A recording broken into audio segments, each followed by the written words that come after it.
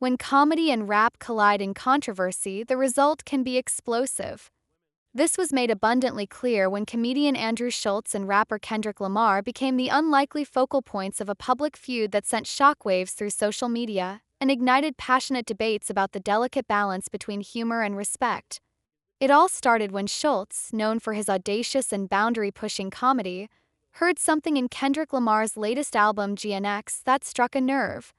Schulz, ever the provocateur, interpreted a particular set of lyrics as a diss aimed at him.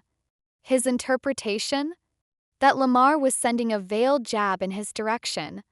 Instead of letting it slide, Schulz, never one to shy away from controversy, decided to hit back.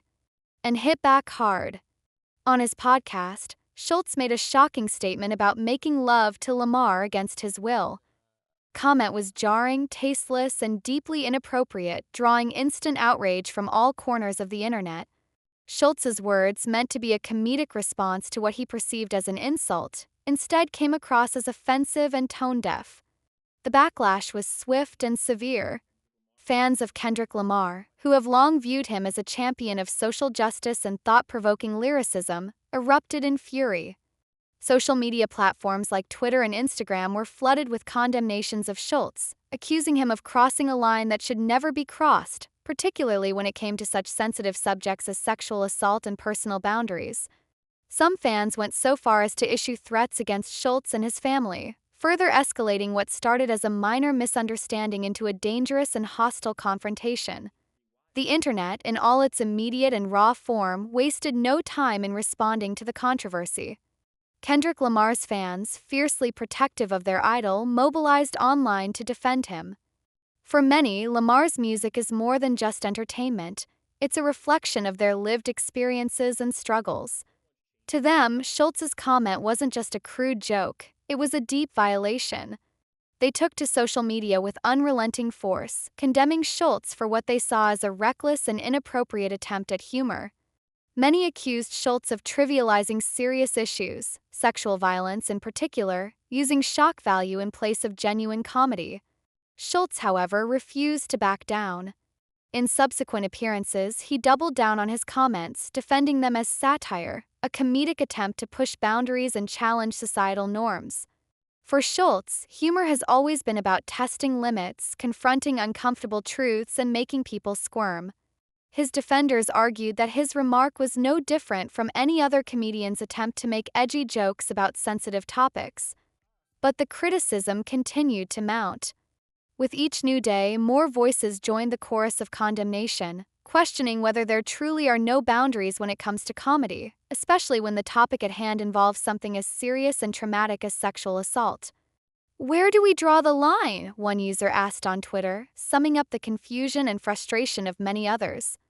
Is there still room for humor in an era where sensitivity seems to be at an all-time high? And if so, what happens when that humor crosses into territory that feels too personal or painful? For his part, Schulz acknowledged the severity of the backlash, revealing that he had received threats against his family. Yet, despite the personal toll, he remained defiant. In a live stream, he expressed that he stood by his words even as the online mob continued to condemn him. "I didn't do it to hurt anyone," he explained, trying to clarify his intentions. "It's comedy, guys. You can't take everything so seriously." However, as the feud unfolded, one key figure remained curiously absent from the public eye: Kendrick Lamar. Despite the firestorm surrounding Schulz's remarks, Lamar chose not to engage. Known for his introspective and cerebral approach to both music and life, Lamar has often let his art speak for itself, rather than engaging in petty public squabbles.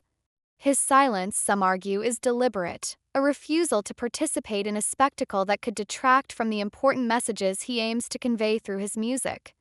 Yet, Lamar's silence only fueled the flames of speculation. Was Schulz even the target of Lamar's lyrics in the first place? Some fans speculated that Schulz had misinterpreted the lines in GNX, inflating a minor issue into something much larger. Through all, Lamar's lyrics are famously layered and open to interpretation. Without a direct response from the rapper, the debate raged on. Was Schulz simply creating drama where there was none, or was Lamar's lack of a response a tacit acknowledgement that there was truth to Schulz's claims? In the absence of clarification from Lamar, the controversy became even more murky. The internet loves a good narrative, and in this case, the lack of answers only led to more questions. Fans and critics alike filled the void with their own interpretations, each person eager to make sense of a conflict that had no clear resolution. In the court of public opinion, the feud was shaping up to be a classic case of he said, she said, except in this instance, the two parties were a comedian and a rapper, each representing different facets of pop culture. What the feud really sparked, however, was a broader conversation about the role of comedy in modern society. Schulz, ever the provocateur, argued that comedy should have no limits. He believes that humor, in its purest form, is meant to challenge conventions, poke at taboos, and spark uncomfortable conversations. To him, if comedy stops pushing boundaries, it becomes stale and irrelevant. But critics disagreed. While some may argue that comedy can be a tool for social commentary, others feel that there's a line that should never be crossed. This debate isn't new, but it has become more pronounced in an era where cultural awareness is at an all-time high, and the repercussions of insensitive or harmful words can be immediate and severe. Is there a difference between humor that challenges social norms and humor that trivializes serious issues? In the case of Schulz's comment, many felt that the line had been crossed. Social media users were quick to point out that sexual assault is not a laughing matter, and that using such a sensitive issue as fodder for comedy is irresponsible at best and dangerous at worst. The reaction was swift and unforgiving, with fans demanding an apology from Schulz, even as he doubled down on his stance. Schulz's defenders, however, argued that this is exactly the problem with modern cancel culture. It's too quick to judge, too eager to take offense. They believe that humor should be allowed to exist without the fear of immediate repercussions. After all, comedy has always been about pushing boundaries and challenging norms. If we start policing every joke, where does that leave us? The controversy surrounding Schulz and Lamar raises a critical question. In an age of heightened sensitivity, can anything still be funny? Or have we reached a point where the cost of crossing the line has become so high that humor is no longer allowed to take risks? The incident between Schulz and Lamar may seem like just another celebrity feud, but it has become much more than that. It has sparked a larger conversation about humor, respect, and the limits of artistic freedom. As of now, the feud shows no signs of resolution. Schulz remains unapologetic, staunch in his belief that comedy should never be stifled. Lamar, meanwhile, has remained silent, allowing the public to interpret his words and his absence as they see fit. In this standoff, it's unclear who will emerge victorious, or whether either party will ultimately win at all. What is clear, however, is that this controversy has highlighted the ongoing cultural debate over the intersection of comedy, free speech, and respect. And in this world where humor, art, and public personas collide, one thing is certain: the line between what's funny and what's offensive is blurrier than ever.